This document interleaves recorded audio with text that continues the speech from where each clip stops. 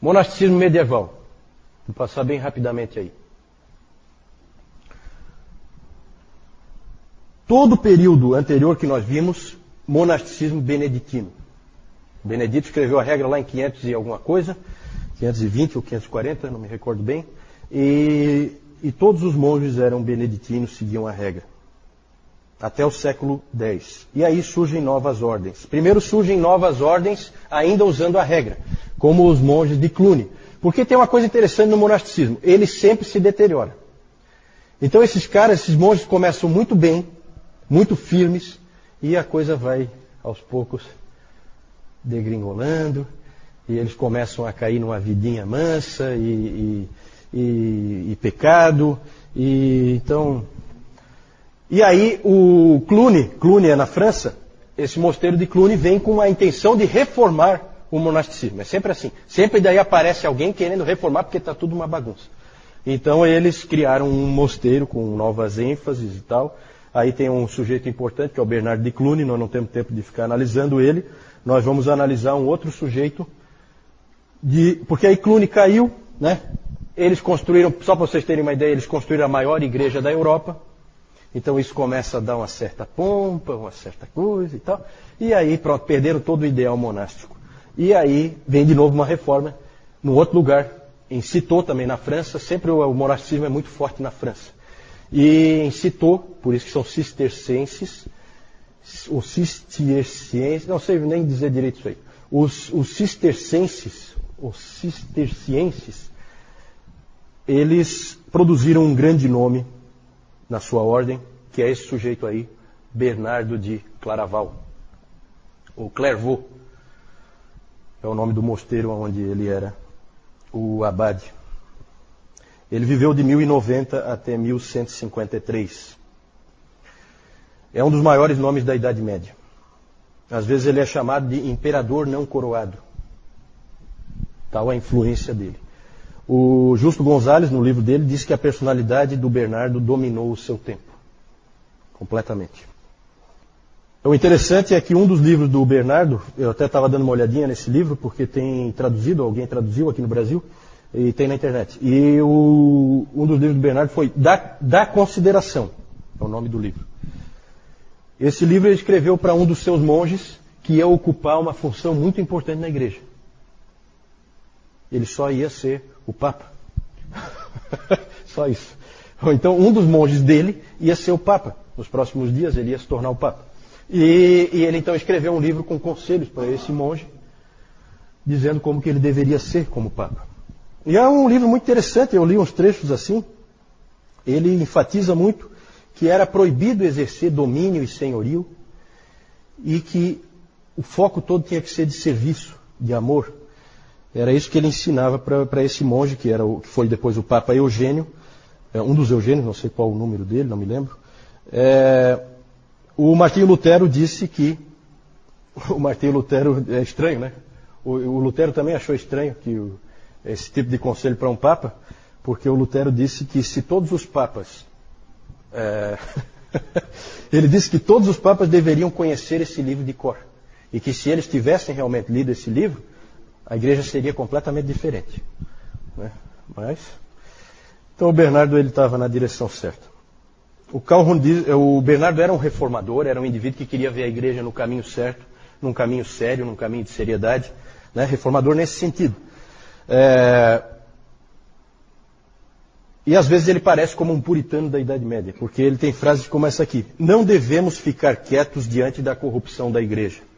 Melhor criar um escândalo do que abandonar a verdade. Melhor criar um escândalo do que abandonar a verdade. Depois apareceram alguns caras criando escândalo. Calvino, Lutero, Zwinglio, essa turma aí. Né? Exatamente seguindo o Bernardo. Né? Nós não vamos abandonar a verdade, nós vamos criar o escândalo. Então essa foi a ideia. Foi também um grande pregador. Ele também era um místico, mas um místico no melhor sentido da palavra. Né? Um outro místico no melhor sentido da palavra é A.W. Tozer. São místicos positivos, são místicos que eles buscam uma vida de oração mais próxima de Deus e tal, porque o misticismo é uma coisa um pouco perigosa. Você pode cair em caminhos meio estranhos, depois mais para frente nós vamos ver. mas ele era um místico no sentido bom. E ele escreveu um livro, que é um livro muito interessante, muito válido para ler ainda hoje, que é o livro sobre o amor a Deus. Foi também um grande teólogo, escreveu um grande livro chamado Sobre a Graça e a Livre Escolha. Calvino elogiou muito esse livro. Porque esse é o primeiro, talvez finalmente, né, na história da igreja, surge um agostiniano. Né? Entre Agostinho e Thomas Bradwardine. Deve ter sido o único agostiniano de verdade que apareceu, né? Assim, forte, né, de peso. Claro que teve ali o Gottschalk e outros, mas esse aí é um de peso. Só que tem um detalhe, entre Agostinho e Thomas Bradwardine tem 900 anos. Então é interessante ele aparecer aí no meio, né? Isso. Não, na verdade ele vai tratar do assunto, né? O título, né? Não é que ele está defendendo, ele vai tratar desse assunto, né? Eu não conheço o livro, não conheço o teor do livro, mas eu sei que o Calvino via com muito bons olhos esse livro aqui do Bernardo de Clairvaux, Bernardo de Claraval. Novas ordens no século XIII, passar bem rapidinho aqui. Nós falamos bastante dos beneditinos, mas no século XIII 2 outros movimentos aparecem. Os franciscanos, aí nós temos aí o Francisco, né? Tudo começa com Francisco de Assis. Assis é uma cidade da Itália, tá? E o Francisco nasceu lá. Como é que era o nome do Francisco? Não, o nome dele não é Francisco. O nome dele não é Francisco, o nome dele é Giovanni de Bernardone. O nome dele é João.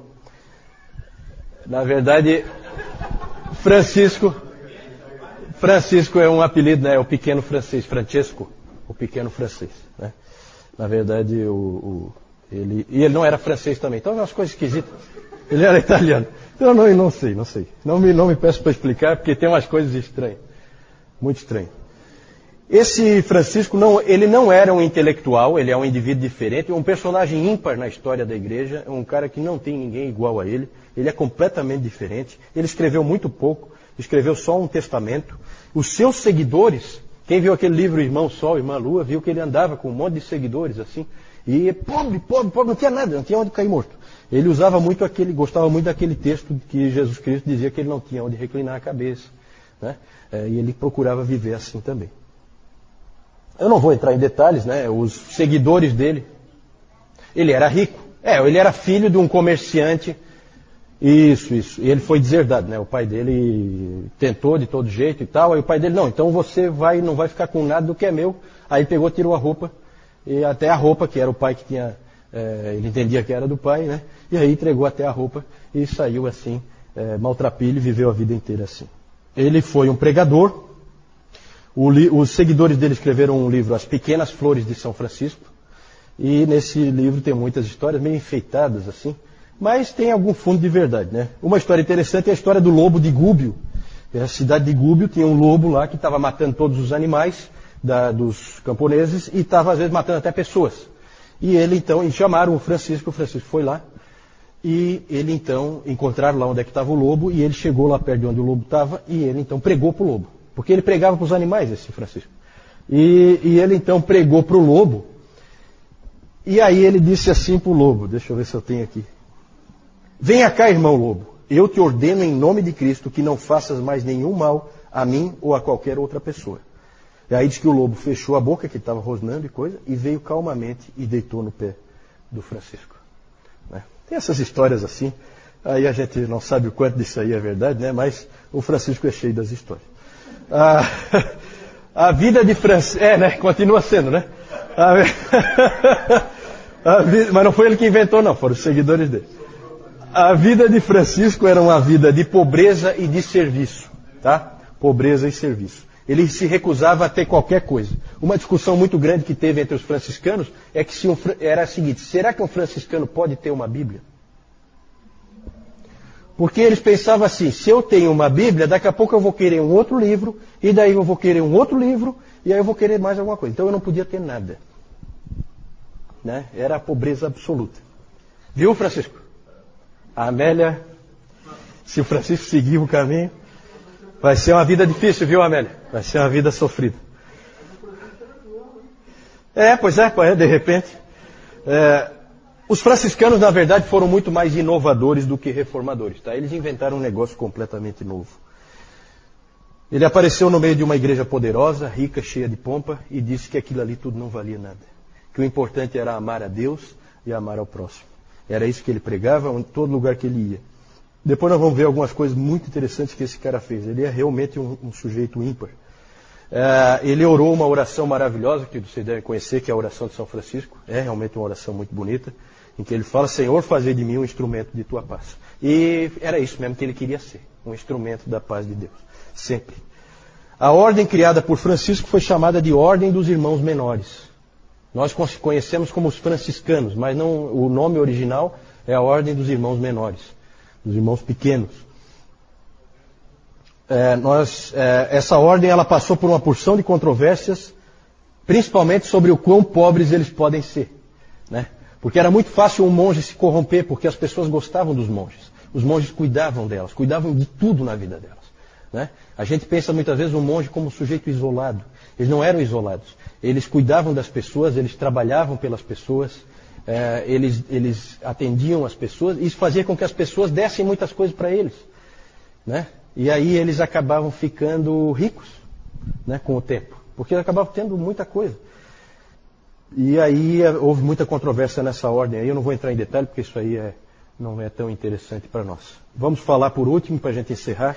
Já estamos com o nosso tempo esgotado, mas é bem rapidinho aqui. Eu vou falar de uma outra ordem que surgiu mais ou menos no mesmo período. Só um detalhe do Francisco, tem uma história interessante dele, que a primeira vez que ele tentou a permissão do Papa para constituir a ordem monástica dos franciscanos, dos irmãos menores. Ele foi lá para Roma e tentou falar com o Papa. Conseguiu o apoio de alguém lá que ajudou ele a falar com o Papa. O Papa, na época, era um dos papas mais poderosos que já existiram, que era o Inocêncio III. E o Francisco conseguiu falar com ele. E quando ele chegou vestido com aquela roupa maltrapilha, todo sujo, diante do Inocêncio, com aquela sua pompa, né? O Inocêncio virou para ele e disse para ele assim: você parece mais um porco do que um ser humano. Vai ter com teus irmãos. Aí diz que o Francisco saiu, ele foi lá no meio dos porcos, ficou um tempo lá com os porcos e depois ele voltou. E aí ele disse para o Papa assim: eu já obedeci o que o senhor mandou eu fazer, agora o senhor pode me autorizar? Então, sujeito ímpar. Se vocês vissem as histórias dele, porque esse cara ele se arriscou de ir lá para o meio dos muçulmanos, para pregar para os muçulmanos. Eu não vou entrar em detalhe disso aí, mas se vocês tiverem oportunidade, leiam sobre isso aí, porque ele foi missionário também. Um indivíduo totalmente... Alguém disse que ele é o indivíduo mais livre que já pisou a face da terra. Ele não se prendia a nada. Ele era um cara totalmente livre. Nisso ele lembra um pouco o apóstolo Paulo, que também tinha essa liberdade, né? O Satanás tinha dificuldade de pegar Paulo, né? Porque Paulo não se prendia a nada, né? Vamos falar dos dominicanos. Essa é uma ordem completamente diferente. Foi fundada por esse sujeito aí, Domingos de Guzmán Garcés. Pelo nome já dá para ver que se trata de um espanhol, certo? Esse Domingos era um monge espanhol, e ele já era um monge sob a regra de Santo Agostinho, porque o Agostinho tinha feito uma regra, o Agostinho de Hipona, ele tinha feito uma regra também. Tanto que o próprio Lutero era um monge agostiniano, né? Que seguia a regra do Agostinho.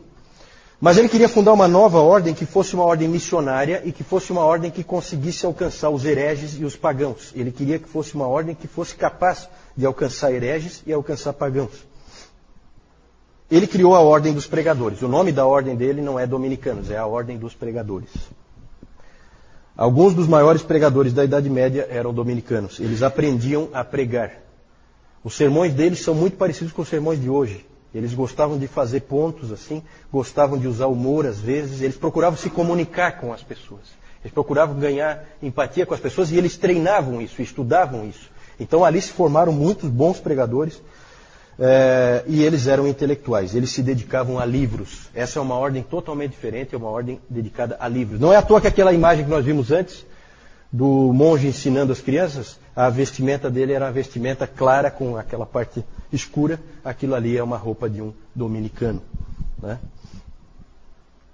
Eles eram mestres e pregadores. Eles foram se infiltrando pelas universidades, eles acreditavam que eles precisavam conhecer muito. Então eles começaram a entrar, onde tinha uma universidade começando, eles começaram a entrar. Foram para Paris, foram para Bolonha, foram para Colônia, todas as cidades em que já havia universidades.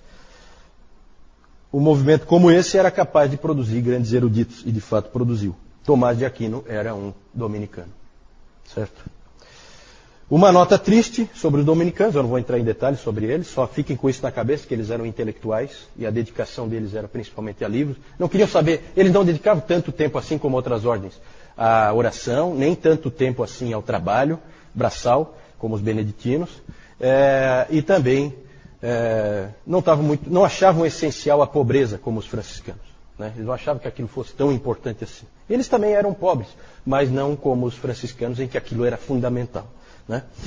E uma nota triste sobre os dominicanos é que eles acabaram se tornando o quê?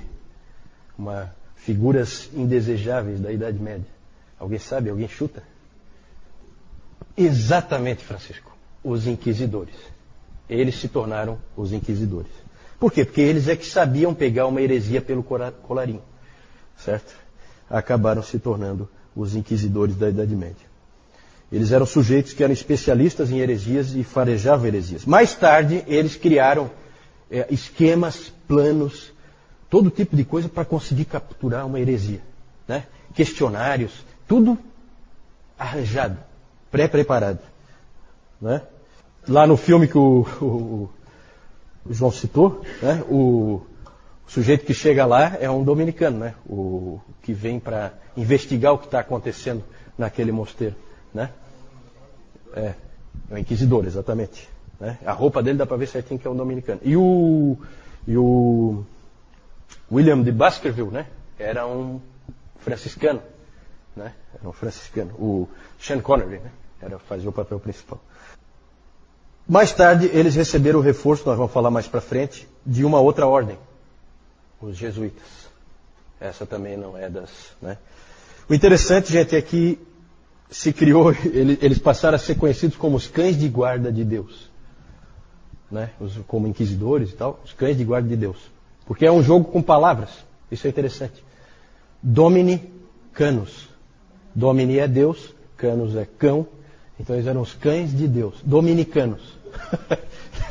Então se fazia esse tipo de jogada. Gente, alguma dúvida aí sobre o monasticismo medieval? Passei bem rapidinho, tá? Nós inclusive já estamos com o tempo estourado, mas foi bom a gente conseguir concluir.